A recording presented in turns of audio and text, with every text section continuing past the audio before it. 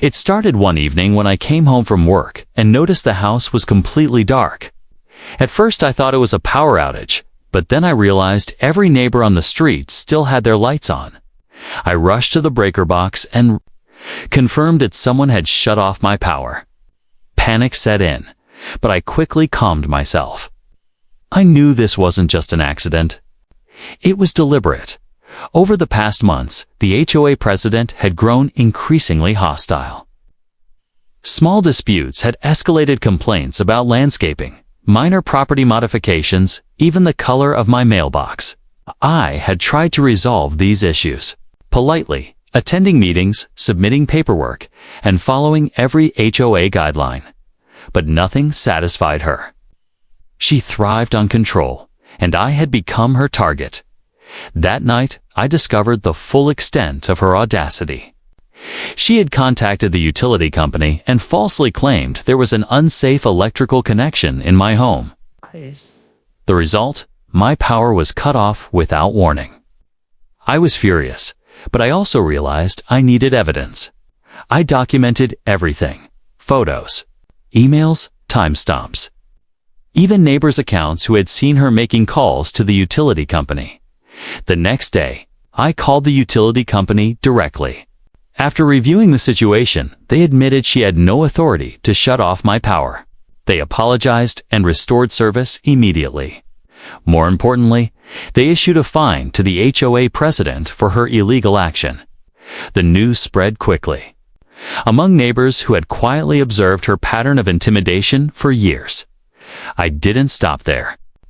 I began collecting records of every unfair fine, every harassment email, and every attempt she made to enforce rules selectively. It became clear that this wasn't an isolated incident. It was part of a long history of abuse. I compiled everything into a detailed file, planning to present it to the HOA board at the next meeting. Meanwhile, the president tried to act as if nothing had happened. She sent polite emails and tried to downplay the situation, but the evidence was overwhelming. Neighbors began to approach me, sharing their own experiences with her arbitrary enforcement and aggressive behavior. It became a turning point. What had seemed like a personal attack now became a collective cause. At the next HOA meeting, I presented the compiled evidence. The room was packed. Residents who had avoided confrontation for years finally showed up.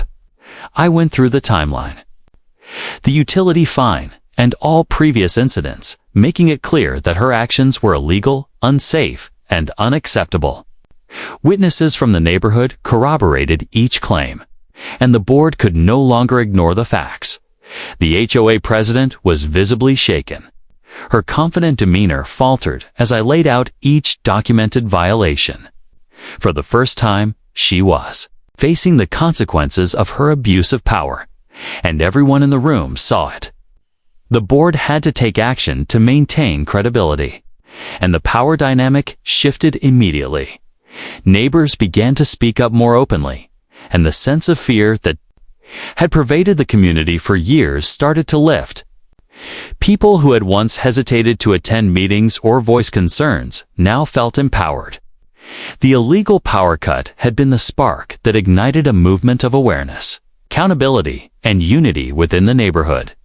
The president attempted to defend herself, claiming misunderstanding or miscommunication, but the proof was irrefutable. The fine from the utility company stood as an official record, and my meticulous documentation left no room for dispute. The board, confronted with this mountain of evidence, had no choice but to censure her and revoke her authority to enforce fines or rules without board approval. The atmosphere shifted completely. Residents who had been intimidated for years, finally, felt free to enjoy their properties without fear of arbitrary punishments. The neighborhood started to heal, and a culture of transparency and fairness began to take root. The HOA president's attempt to control the community through fear had backfired, leaving her powerless and the residents united. This was just the beginning of reclaiming our neighborhood. But it marked a decisive victory. The illegal power cut meant to intimidate and control. Instead, revealed the strength of a community willing to stand together, document every action, and demand accountability. Justice had been served, and the neighborhood emerged stronger than ever. The days after the power cut were tense, but I refused to let fear dictate my actions. I spent hours reviewing HOA bylaws, city codes, and state regulations regarding utilities and homeowner rights. Every document I collected became another layer of armor against her intimidation. I even hired a small legal consultant to verify that I was fully within my rights to contest her actions. Neighbors started approaching me with stories of similar intimidation. One elderly couple had received fines for planting flowers that didn't match HOA color guidelines. A young family had been threatened for installing a swing set without prior approval, even though it was on their own property. These stories painted a clear picture. The president's pattern of abuse wasn't accidental, it was systematic. I realized that if I didn't act decisively, other residents would continue suffering quietly. I organized informal gatherings in my backyard, inviting neighbors to discuss what had happened and share experiences. At first, the meetings were small, 2 or 3 households, but word spread quickly. Soon, nearly a dozen neighbors showed up, each bringing documentation, photos, emails, or anecdotes of harassment. Together, we created a detailed record of repeated violations and abuses by the HOA president. It was both empowering and alarming to see just how much damage her behavior had caused over the years. Meanwhile, the president tried to maintain her image. She sent polite-sounding letters claiming concern for community safety and proper maintenance. But the tone couldn't hide her desperation. Her usual tactics bullying homeowners into compliance were failing because the community was now organized. Every communication was met with questions, demands for evidence, and polite but firm refusals to comply with her arbitrary orders. I also reached out to the utility company to confirm the status of her fine and ensure there were no loopholes she could exploit. They reassured me that the fine was non-negotiable and fully documented. It was an official acknowledgement that our actions were illegal and unsafe. I shared this information with neighbors, which boosted confidence and reinforced that we were on solid ground, legally. Then came the turning point. The next HOA board meeting. I had spent days preparing a presentation that would lay out every documented incident, show patterns of abuse, and explain how her unilateral actions endangered residents. On the day of the meeting, the room was packed. Homeowners who had previously remained silent took seats in the front rows, ready to support the facts I would present. When the meeting started, she tried to dominate the discussion, speaking over others and dismissing concerns as misunderstandings. But when I began presenting the evidence, chronological emails, photos of violations, the utility company, fine witness statements from neighbors, her confidence visibly cracked. The board members listened carefully as I walked through the timeline of intimidation and harassment. It was clear that her leadership had not only been unfair, but also legally questionable. Neighbors started to speak up, sharing their stories publicly for the first time. One woman recounted being fined for a minor decorative garden item, while another described receiving threats over holiday decorations. Each testimony reinforced the pattern of selective enforcement and abuse of power. By the end of the meeting, the board was facing an undeniable reality. Their president had acted recklessly and illegally, and the community demanded accountability. The president tried to interrupt, argue, and redirect blame, but it was too late. Her attempts to intimidate the room fell flat as homeowners backed up every claim I made. The board convened privately and returned with a decision. The president would be censured, stripped of her unilateral enforcement powers, and required to cover her own fines. The community had taken a stand, and the outcome was a historic win for homeowners' rights in our neighborhood. As we left the meeting, I could feel a sense of relief and pride. The neighborhood had been through a long, stressful ordeal, but now residents were empowered. They saw that organized documentation, legal awareness, and community solidarity could counter even the most aggressive HOA president. The fear that had loomed for years began to dissipate, replaced by a renewed sense of ownership and control over our own properties. The story didn't end with that meeting. Over the following weeks, I continued to help neighbors understand their rights, advised them on how to document interactions with the HOA, and encouraged open communication. The president attempted a few minor retaliatory moves, but with the community united and evidence in hand, they were quickly shut down. Her power was gone, and she was reduced to a figure of frustration and irrelevance. The power cut, once meant to intimidate, had inadvertently sparked a transformation. The neighborhood became stronger, more connected, and proactive. Residents were no longer silent victims. They became informed, empowered participants in the community. The HOA president's attempt to control us through fear had backfired spectacularly, proving that preparation, persistence, and unity could overcome even the most aggressive attempts at intimidation. After the HOA board meeting, I realized the work was far from over. The president was still present in the community, and although her powers were curtailed, her influence lingered like a shadow. I decided to take proactive steps to ensure that the neighborhood remained united and that no one would fall victim to arbitrary actions again. I began by organizing a homeowners' rights workshop. I invited a local attorney familiar with HOA laws and regulations to speak about legal protections, proper documentation, and steps to contest unfair fines or harassment. The turnout was incredible. Dozens of residents came, many for the first time, eager to learn how to protect themselves. Questions poured in. Can the HOA shut off my power? What fines are enforceable? How do I appeal an arbitrary decision?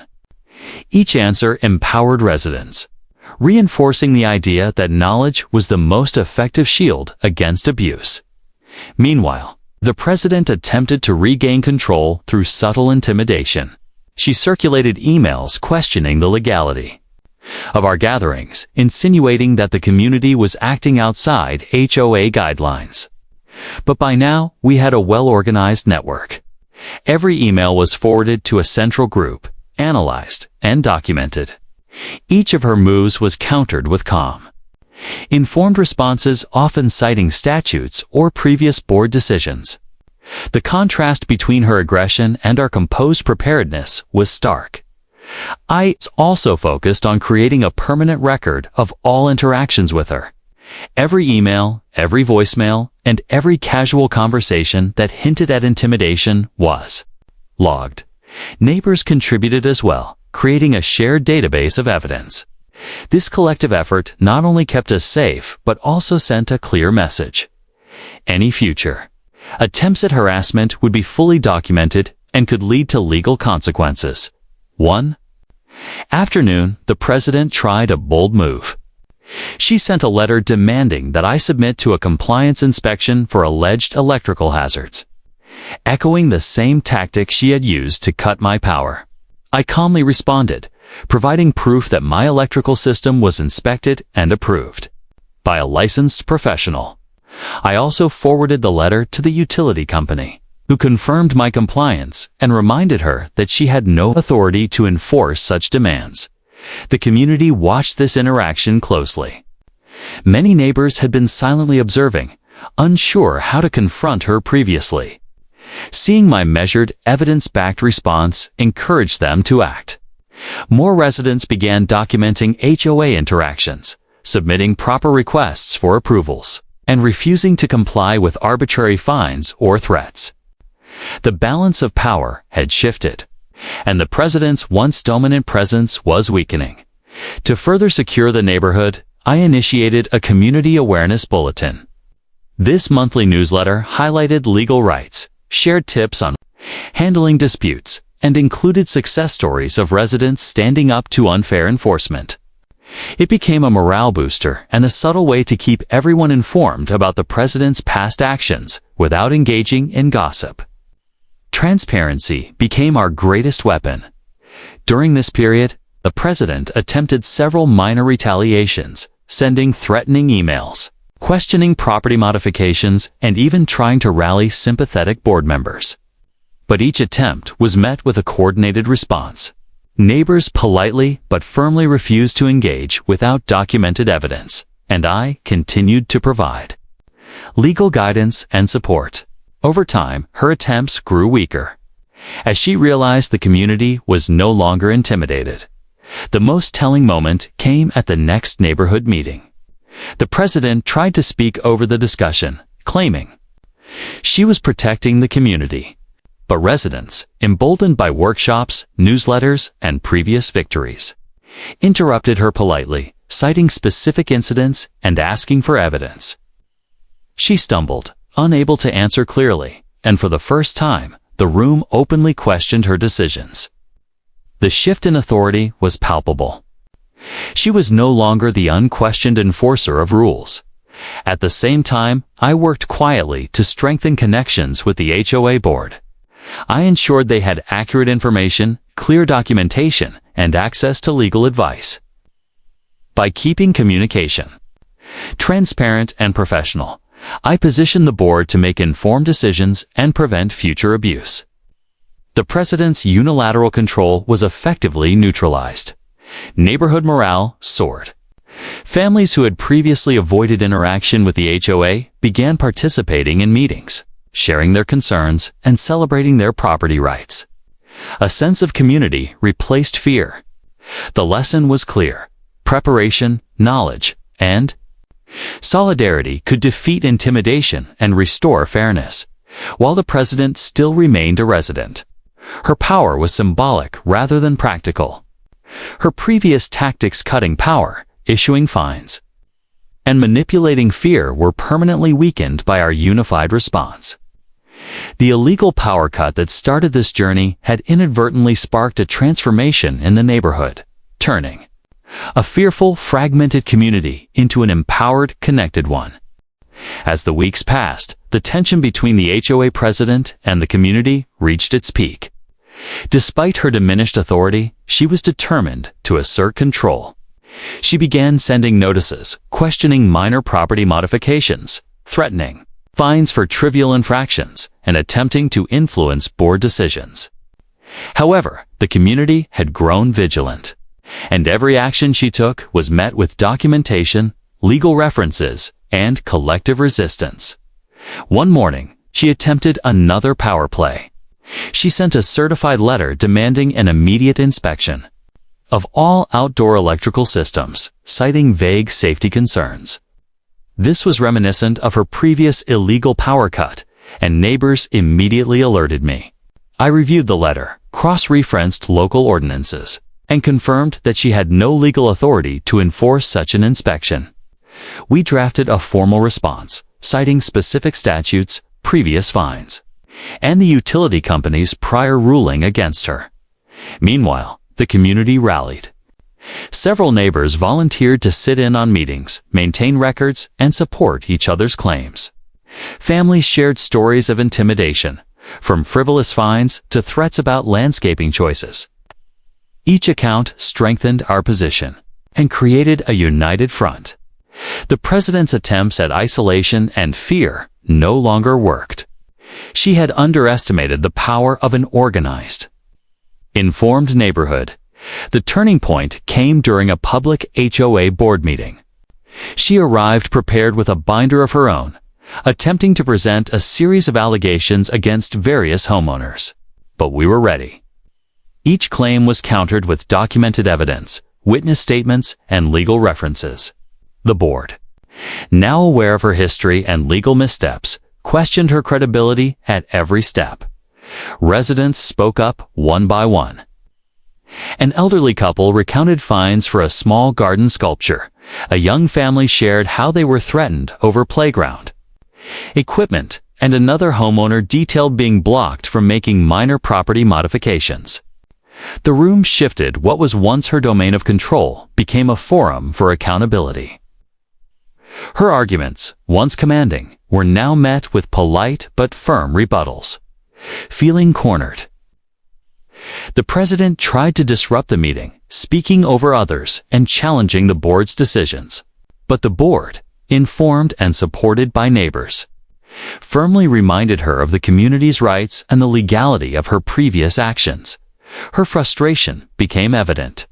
She realized that intimidation alone could no longer control the neighborhood. I took the opportunity to present the culmination of our documentation, the illegal power cut, the utility company fine, and the series of threats and arbitrary fines she had imposed over the years. The board examined every piece of evidence carefully. For the first time, there was no doubt her actions were illegal, reckless, and damaging to the community. The board voted unanimously.